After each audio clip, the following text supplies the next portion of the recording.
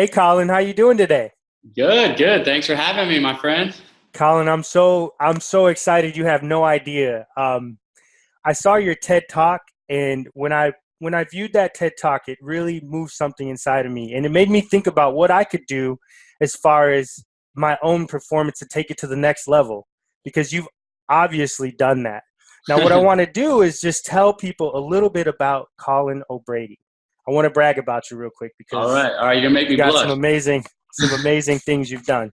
So Colin O'Brady is an American pro endurance athlete, a mountain climber, adventurer, and professional speaker. But what is so amazing about this gentleman is O'Brady is a two-time world record holder for the Explorers Grand Slam and Seven Summit Speed Record. Now, for you guys that don't know what that is, let me explain. So Colin has basically climbed seven of the highest peaks around the continent. So what do we have? We've got Mount Everest, Aconcagua in South America, in North America, Denali, in Africa, Kilimanjaro, in Europe, Elbrus, Oceania. I can't say the name of this, but I think it's Karsten's Pyramid. Very How's it? good, very good. Okay. And then in Australia, it's Kosiko, correct?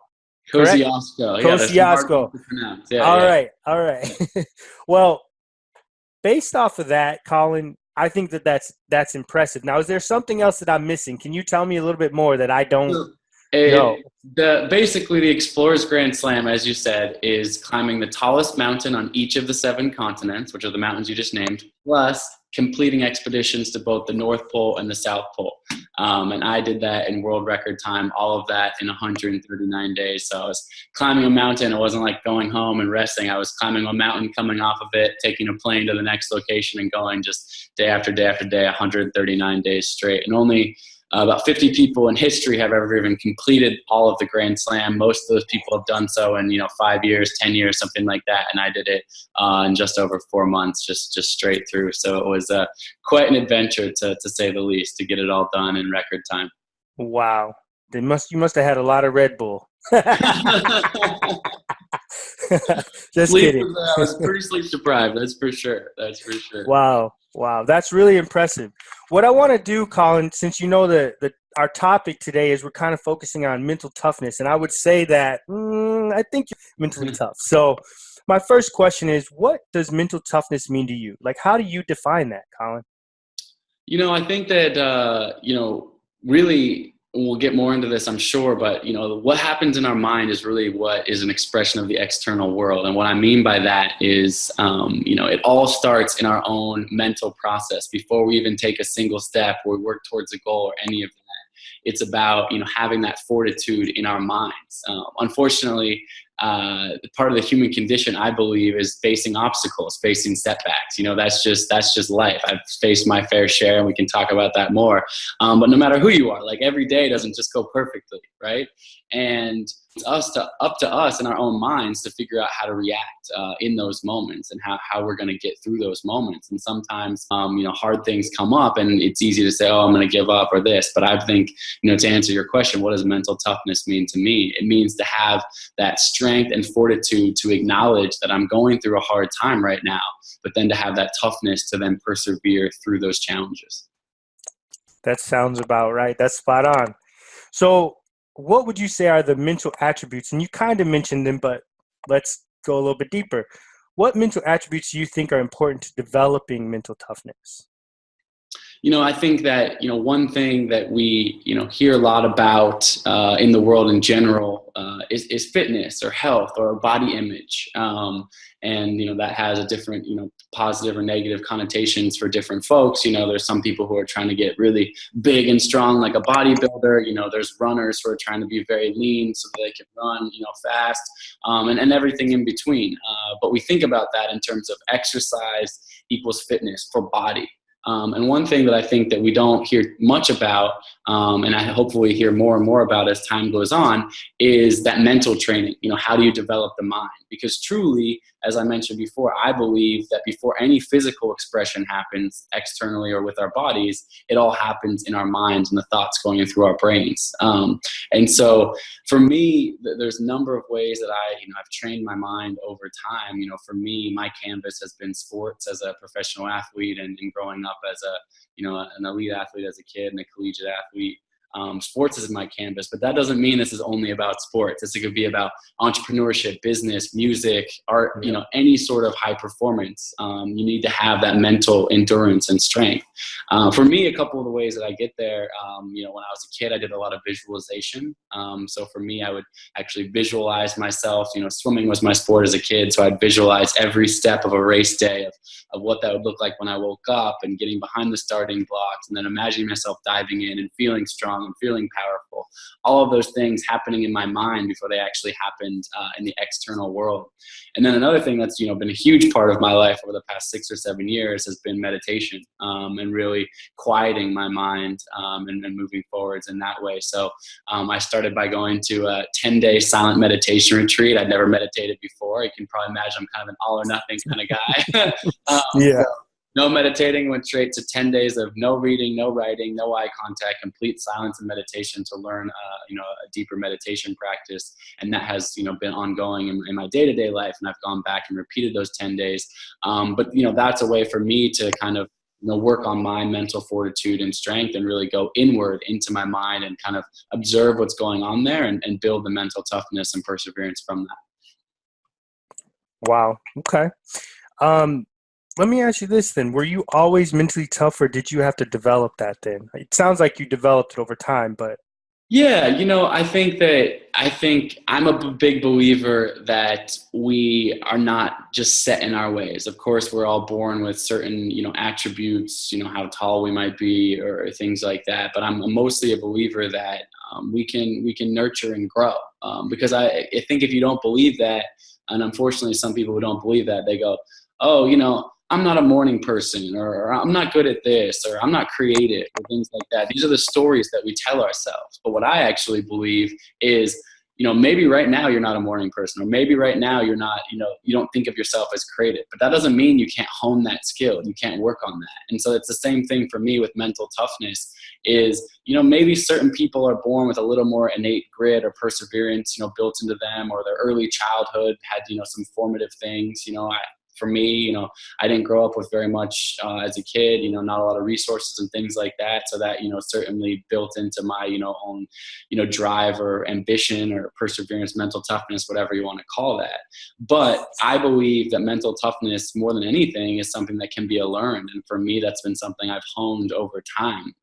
And so, I like this phrase, iron sharpens iron, when you're out there testing yourself, you're pushing yourself hard, in these endurance events that I've done has forced me to get mentally tough. When I've had my failures, when I've been on a race course and my body's falling apart, that's when you really learn what you're made of. And that's why I love to push my body in extreme ways, because I feel like I learned so much from myself. So it's certainly something that you can develop over time. And no matter who you are, how old you are, where you find yourself at this moment in time, that does not mean that that's the person you need to be tomorrow or the next day. And really working on that skill, mental toughness, has so many benefits for success in the long run. And it's certainly something I believe that you can learn and develop.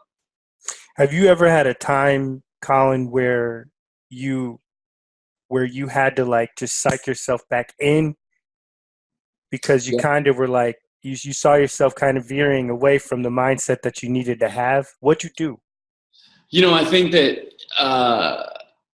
for me, there's a huge life event that happened in my life. And as you know, I spoke about it in my TED talk. And I should mention it now because it's really important in my personal development, which was, I was severely burned in a fire about 10 years ago when I was traveling in Thailand just after college, and lit my entire body on fire, ultimately jumped into the ocean to extinguish the flames, which saved my life, but not before, 25% of my body was burned, primarily my legs and feet.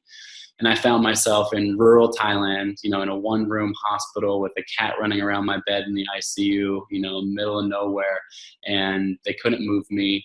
And the doctors were telling me, hey, you're probably never going to walk again normally.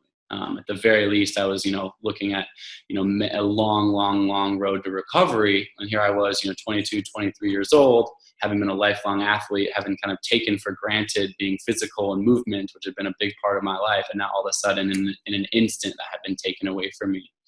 And so, to be honest, in terms of mental toughness and what we're talking about today, is that, in that moment, I felt like giving up. I literally felt that feeling of like, my life is over. I'm never going to be the same again. What is life worth living if I can't walk or move my body or run?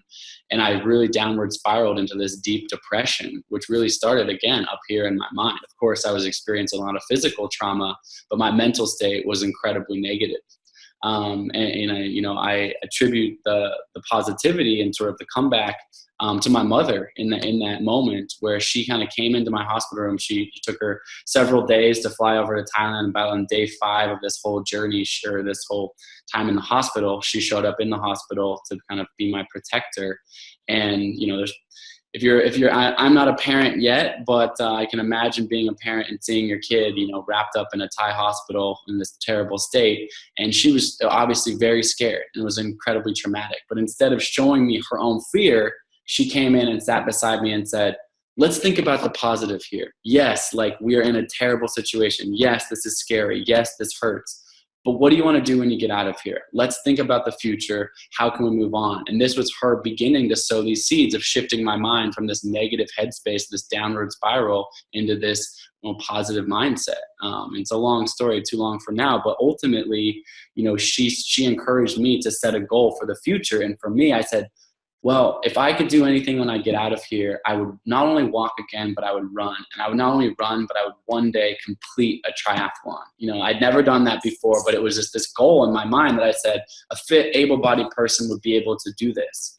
And the only way that I was able to ultimately believe and embody that goal was by starting with my mind, was to get out of this negative headspace and to say, you know what? The doctors are saying I might not walk again, but maybe that's not true. Or I'm at least going to try as hard as I can to shift my mind towards the positive and look towards positive outcomes in my life. You know what? I'm only 23 years old. I can move forwards in a positive way. And so that was those moments, to answer your initial question, which was there a moment when I felt like giving up? Absolutely. I was in this hospital room. I was told I couldn't walk, and all I wanted to do was literally close my eyes and just give up on the rest of my life. And thank God that my mother, showed up at this important time and instilled this amazing lesson in me, which ultimately led to me recovering, not only learning how to walk again, but then run. And I did complete that first triathlon about 18 months after my accident in Chicago, which surprised the heck out of me when not only I finished the triathlon, but I actually won the entire Chicago triathlon and shifted my mindset forever for the rest of my life into what is possible. And I truly don't believe that I am, some superhuman, freak of nature that's able to do these incredible things. I believe that as humans, we all have reservoirs of untapped potential in our minds and the ability to achieve amazing things, particularly when we believe in them with all of our heart and soul and back that up with all the work that gets there. And so for me, one of my greatest lessons learning this came literally from the fire, came from one of the most horrible circumstances ever, when I felt completely alone and helpless and my life was over. And having this angel, my mother, come into my life, forced me to shift my mind towards the positive. I was able to gain that mental fortitude and perseverance needed to get through this setback and ultimately be successful in the long run. Just so you know, that was beautiful, brother. That was beautiful. I mean, that was moving, but on a serious, and I'm not even joking, but that's it. It was so powerful. Like what you're saying about your experience. Like, wow. What would you say then to somebody that is going through a situation where maybe they don't have the support, or they don't have the resources, or they don't have an angel by their side? What would you say? What kinds of things could they do to really help them get out of that bad belief cycle and begin to think on a different level, on a more positive level? Yeah, absolutely. I think that's a super important question. The way I look at it is that, I think that goals or aspirations can really anchor us. And what I mean by that is if you're sitting in a circumstance, maybe that's physical trauma like I was going through, or emotional trauma, or some set of circumstances or obstacles where you're feeling very down on yourself. You're probably in a situation where you could at least say to yourself, well, I wish this was different. I wish I was healthy. I wish I had a better job. I wish I had, whatever. Those are kind of wishes. What I would say to somebody is anchor that with a tangible goal. Actually set yourself a goal, and feel free to dream as big as possible. I'm lying in a hospital bed being told I may never walk again. And I'm saying, not only am I going to walk, but I'm going to complete this huge, crazy endurance challenge. Like, the amount of people that looked at me and said, that is a crazy goal. Why don't you dream a little bit smaller? Is countless. But I said, no, this is my goal. Just like when I said I'm going to set the world record for climbing the tallest mountains in the world and go North and South Pole, people said to me, but you're not a professional mountaineer. Why do you think you could do this? Mount Everest, people die up there. And I said, no, I believe I can do this. So to me, that's that big aspirational goal that can anchor you. But then the next step is actually 10 times more important, which is take that goal and have that be your North Star. Have that be something that you're driving your passion for. And then the next step is, it's very easy to get overwhelmed. When you're lying in a hospital bed, not being able to walk and saying, oh, I'm going to run a triathlon, like that's an abstract concept because you haven't even taken one single step yet. And so another gift from my mother that I then have applied to many other processes in my life is, again, I talk about this in my TED Talk. Finally, I got flown home after that burn. I'm sitting in a wheelchair. I still haven't taken a single step. And she says to me, great. You want to race a triathlon? Well, son, you need to take it one step before you can walk, before you can run, before you can move your body. And so she literally takes a chair in front of me, from my wheelchair, and said, today you need to figure out how to take one single step. And that was 3 months in, and it took me another 3 hours to figure out how to take one painful step forwards. But that was that mini little success that led to 2 steps, that led to 3 steps, that led to 10 steps, that ultimately led to the triathlon, and then 10 years in the future now being a 2 times world record holder. So my advice to the person out there that's going through something is set some big, crazy, out there, abstract goal that is your ideal set of circumstances. I want this out of my life. But then ask yourself, what is one tiny, tiny, tiny little thing that I can do today to help me get there? And have it be something that's achievable. Taking one step, that might feel small, but a journey of 1,000 miles begins with a single step. And so whatever that is you're going for. And when you make those incremental steps day by day by day, when you ask yourself, what are the tiny little steps that I can take each day to get there? You'll be blown away how those little steps ultimately lead to that goal and shift you out of this negative headspace towards the positive. So believing in yourself, setting the huge goal, but then dialing that back and taking those tiny little incremental steps to get there will shift you towards the positive. And that belief that the other thing that I'll say is the belief that whatever circumstance you find yourself in right now, it's not permanent. Nothing in life is permanent. We're all here. Even our life is, ultimately, impermanent. We're here, we live, and then we die. We're all headed towards that. And hopefully that's not too dark of an idea. But the idea is life isn't permanent. We're always evolving. So when you're in that horrible space, I like the mantra of this too will change. This too will change. Meaning, no matter how bad it is, this too will change. There's light at the end of that tunnel. And particularly when you can shift your mind towards a positive and start taking those tiny little incremental steps. And those can be the tiniest little thing. That is the beginnings of a shift towards the positive and ultimately achieving your dreams and goals and success. That's powerful, man. So here's another question for you, Colin. How do you deal with the noise in your head? I was just reading about I think I was reading People magazine or something. I was reading an article with you on there, and it talked about how you're up there, and even on Facebook, you talk about you're up there alone doing these different workouts and things like that. At night though, like when the wind is hitting your tent, like what keeps you poised? Like what keeps you ready to make that leap? Yeah, certainly that's a great question. I love that question. One thing I will say, which is important, is like I'm not, I am just like everyone else, meaning like I have that negative self-talk at times. I have those moments of doubt, even though I've had, some success at this point in my life after, decades of hard work towards these goals. I'm not just like, oh, well, I just have it all, I'm just perfectly at peace in my mind at all times, right? I have those moments just like anybody else. I don't know why it is, but as humans, we are programmed to have sort of like the devil and angel one on each shoulder saying, you can do it, or, oh no, this is too hard, give up now, this kind of things. And that still happens to me, just like, anyone else. The way that I, control that voice, if you will, then, I call it the negative self-talk, is one is acknowledging it, is being aware of it, of actually going like, oh, my mind is shifting towards the negative right now. Like, oh, I'm kind of talking myself out of this situation right now, and almost asking myself objectively, like, why are you feeling that way? Like, why is that negative talk, happening?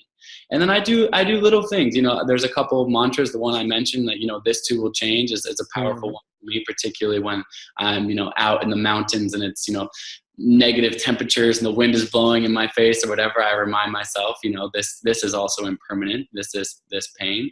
And then I also analyze, I think fear is an important component of what we're talking about. I think one of the most common negative voices that we all hear at time is manifestation of fear. So on the mountaintop, that might literally be standing and looking down thousands of foot drop off and being afraid that if I slip and fall, I could hurt myself or die. But more importantly, I think fear comes into all of our lives, not in such a stark way of saying standing on the side of a mountaintop, but fear of failure. Oh, I have this great idea for a business, but it probably won't work out because all of these other reasons and this and that and the other thing. I probably shouldn't even try like doing that or whatever. Those are common. Or I see a pretty girl or a pretty guy from across the room and I really love it. Oh, no, she wouldn't be interested in talking to me. Or, it's easy to talk yourself out of just day-to-day stuff, right? Like commonly, like we all live with sort of whatever those insecurities or fears might be. And I like to ask myself the question, what's the worst that can happen?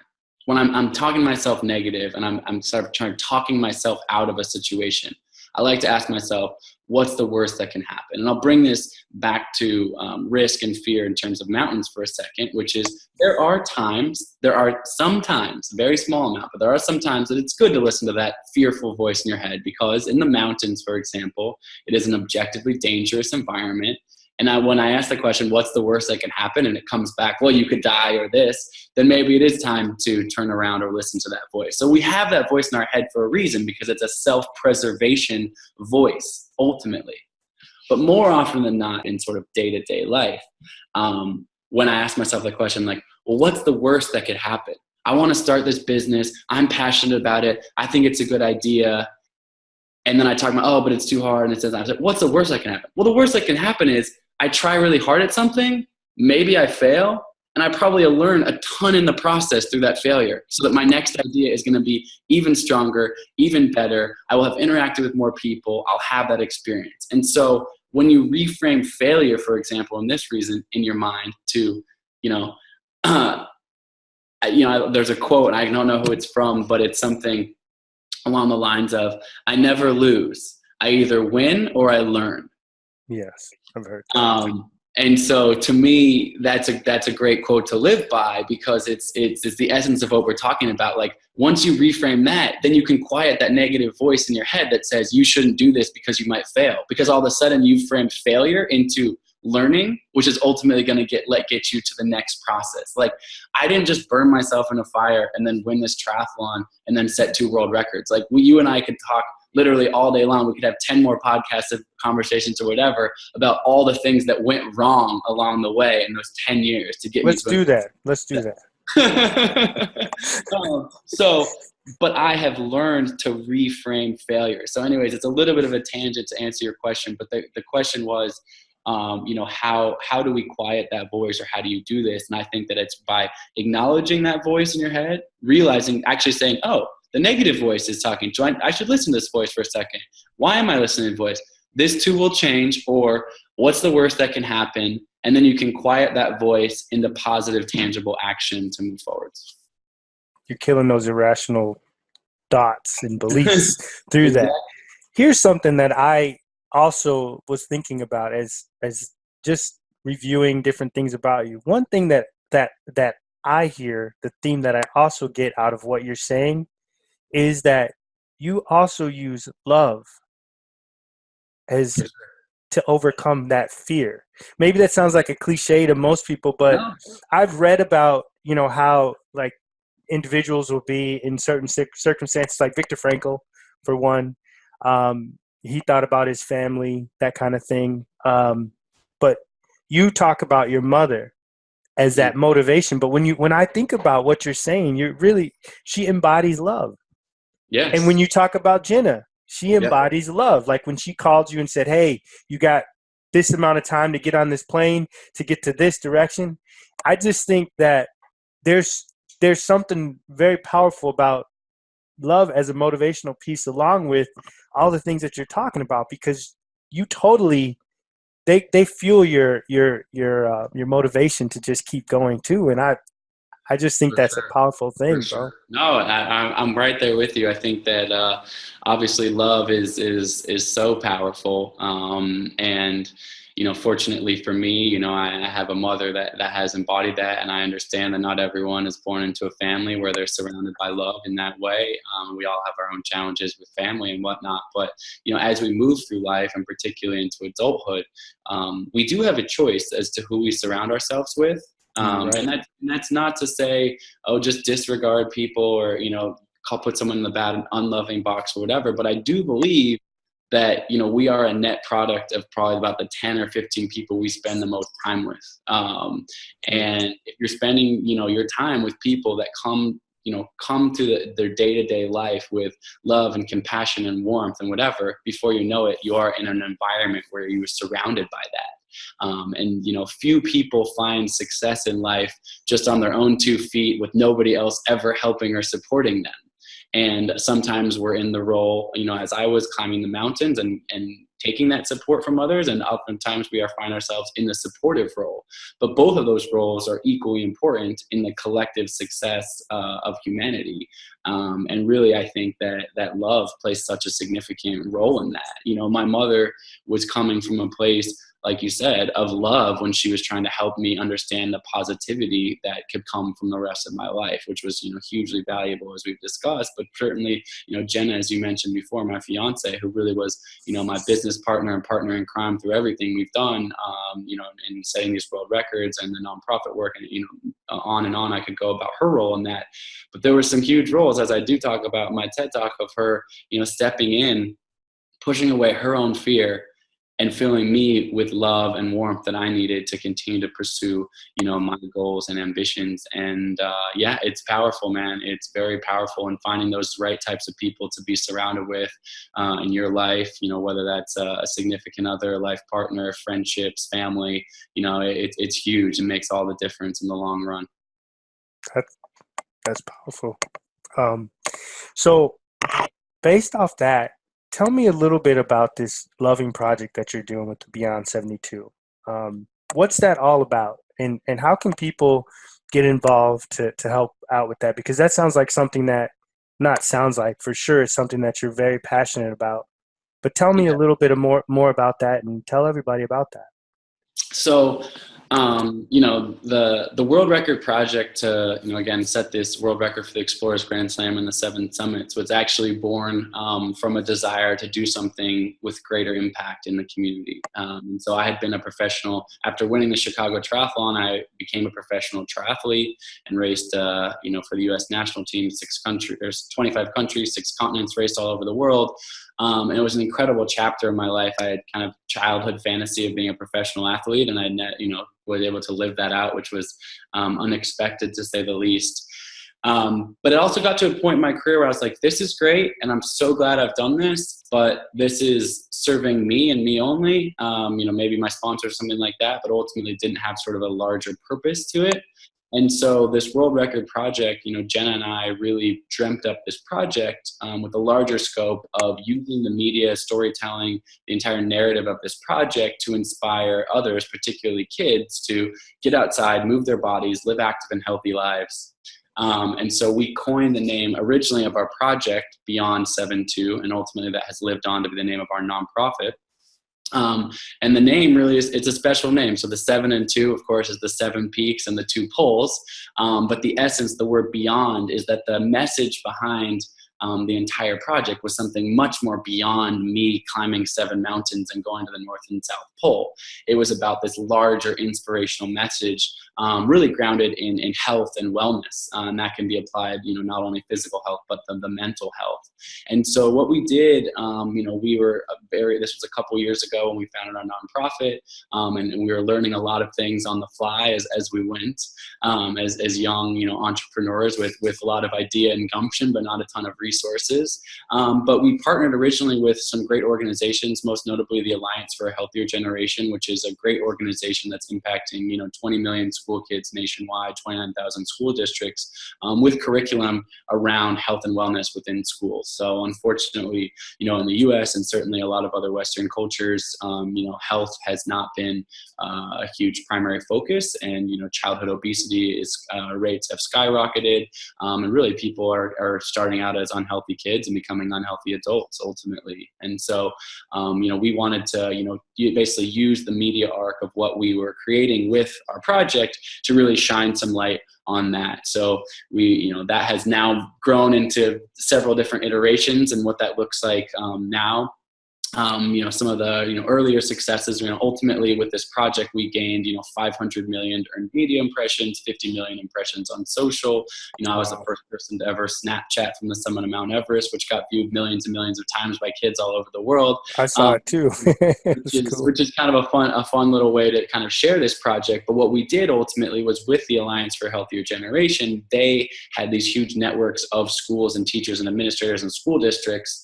And we gave them basically this story. And so what they started doing is it kind of grew beyond what we even imagined. Is these amazing teachers started taking this story of me being in the mountains and bringing it into their classrooms. So, from a PE or wellness curriculum, it was about, hey, Colin's outside, he's moving his body, he's adventuring, it's important to be strong and healthy so you can achieve these things. But then, we had teachers from, history teachers pulling this in and saying, oh, great, well, Colin's in Nepal right now climbing Everest. Like, let's learn about Nepal. Let's learn about the history of Nepal. Let's learn about the cuisine of Nepal, and kind of tying it in. Then we had science teachers in the STEM curriculum coming in and say, well, Colin's climbing these mountains. Let's learn about atmospheric pressure. What happens when you go up higher in the mountains? Can't you breathe? Let's talk about weather and these types of things. So it was this fun way to basically take this personal narrative, because I was very accessible and continue to be accessible to those students. So they would send me little messages. I would send messages back to them. It was what's happening in real time. So we basically invested in a way to be able to communicate back and forth with media, so that we're actually having almost like a real-time conversation. So the students themselves, the interest was piqued, because they're like, oh my God, this guy's over on the side of the mountain. And then the teachers could come in and accept them with basically all of these other things that they could learn from this journey. And so that's what happened while it was going on. One of my favorite kind of sort of things we did during that time is we asked students this question of, what's your Everest? And I continue to ask that, not just to students, but to adults and in the corporate speaking and things I do. That question of, what's your Everest? The idea is, great, Colin's climbing Mount Everest. I'm not trying to convince kids around the world to go climb the tallest mountains in the world. But mountains, of course, are this beautiful metaphor for, achievement, peaks, valleys, success, ultimately. Yes. And so kids came back to us with, we have thousands of video clips from all over the country of kids sending in and saying whatever their Everests are. So they would say, my Everest is to be the first person in my family to graduate from college, or, my Everest is to, one day be a scientist or a doctor, or, whatever it may be. And it was amazing to see these kids begin to dream about what their Everests are. And then we can talk to them about what I was talking to you about, which is those incremental steps of achieving that. And then I have a fundamental belief that having, a healthy, active lifestyle in general is the bedrock of success, even if you're not trying to be an athlete, a professional athlete, even if you're trying to do something more cerebral, science, whatever that might be, music, art, that having a healthy body, healthy mind can lead to success and across board. So that was really kind of the lifeblood, or the original, thought behind Beyond 7-2 and the entire notion. And I'm proud of certainly what we created through the project itself. And like I said, I finished the world record just over a year ago, and that has continued to live on, that nonprofit and the work we've done. So we continue to have collaborations with other, organizations that have, deep-seated networks of school children. I've, toured schools, full school districts. I speak at schools often, and I do something pretty fun nowadays. I've been doing quite a bit about where basically it's called a virtual field trips, where I'm actually connecting with school kids and school districts via Google Hangout. I might be talking to one classroom and having a Q&A with one single classroom, and this has been set up through a couple of different organizations. One is the Discovery Channel Learning Network. But they have a way to broadcast that conversation to the entire school district at once, or, and statewide. So I'm oftentimes talking to, thousands of school kids at the same time, and then I talk to the teachers ahead of time. So most recently it's been a lot of work with the STEM stuff. So the science side of things about mountains. And it's fun for them because they do this project ahead of time, knowing they're going to meet me, that gets them excited about it. And then I can bring my story and kind of a personal touch into that kind of like hammers down those values. Because I mean, as a kid, I know how fun it was, for me. It's one thing to be learning from books and, all this important, but when you can bring sort of an authentic voice to that, it kind of grounds those fundamentals and it fixes in your mind a little bit stronger. So the work we continue to do, it's something I continue to be passionate about. And as I think about my next personal physical projects and other things that I want to do, as an athlete, that will always be kind of at the heart and soul of what we do, which is doing things because I love to push my body, but really for a larger purpose, which is to capture the imagination of people and certainly kids in a way that can teach life lessons and ultimately lead to healthy, active lifestyles over the long run. So I have one more question for you. All right. This is the hardest question, so I hope you're ready for it. I'm ready. I'm warmed up now. What would you say to someone that they need? What would be your final words or the words of encouragement or advice? The one thing you would tell somebody. That's all. The name of my TED Talk was Change Your Mindset and Achieve Anything. And what I would say is I truly believe that we as humans have the ability to achieve whatever that is that we want. Happiness, success, passion, love, however you want to define, achievement. And I would say it's all within your own power. And what I mean by that is, we all have different potentially physical attributes or different set of circumstances, socioeconomically, regionally, where we're from, this and that. But we all have one thing in common, which is we have this thing up here, which is our mind, our brain.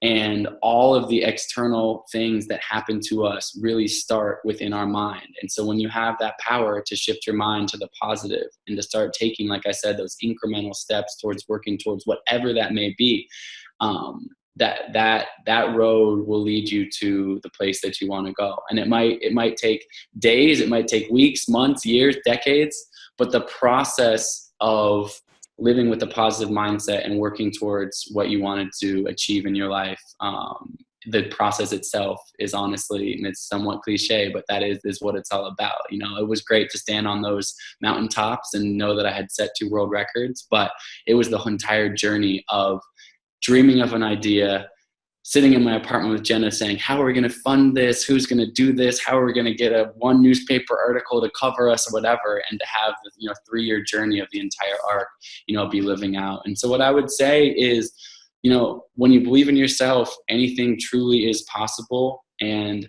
like, I'll go back to what I said earlier, which is to distill that. Set that big goal, life map, whatever you want to call that image, visualize yourself being the person or in the place that you want to be in your life. Have that be your North Star, and then take the incremental day by day, tiny little steps to get there. And it will be an amazingly life-changing and valuable experience, the process of achieving that.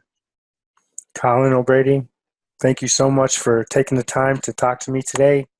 My pleasure. Where can we find your website Yes. So beyond72.com is the Beyond 72. website. And we're going to be making some changes to that pretty soon, but that's the current website, as well as definitely check out the TED Talk, Change Your Mindset, Achieve Anything. And then on social, I'm really active on social. So at Colin O'Brady, probably on Instagram the most, but that's on Instagram, Facebook, Twitter, Snapchat, all that.